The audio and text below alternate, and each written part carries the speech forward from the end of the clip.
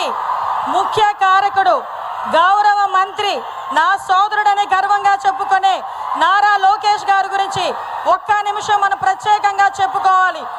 వారి కృషి నిబద్ధత లేకుండా ఈ రోజు ఇది సాధ్యమయ్యేది కాదు. తెర వెనకాతల ఉండి ఎవరికో పుట్టిన బిడ్డ నా బిడ్డని చెప్పుకునే దుర్మార్గుడు, దౌర్భాగ్యుడు. ఓకే, అడాప్ట్ చేసుకున్నానని చెప్పు, తప్పు లేదు. నేను కూడా పెంచి పోషిస్తున్నానని చెప్పు, తప్పు లేదు. నాకే పుట్టాడు కాబట్టి నేనే పెంచుకుంటున్నా అని చెప్పే దరిద్రం అయిందంటే వీళ్ళకంతా, వీళ్ళ బ్రతుకులంతా ఇలాంటి బ్రతుకులే. మీ అందరికీ తెలుసా, ఒకే ఒక జూమ్ కాల్ తో ఈ ప్రాజెక్ట్ తీసుకొచ్చిన ఏకైక నాయకుడు నా సోదరుడు అని చెప్పుకోవడానికి నేను చాలా గర్వపడుతున్నా.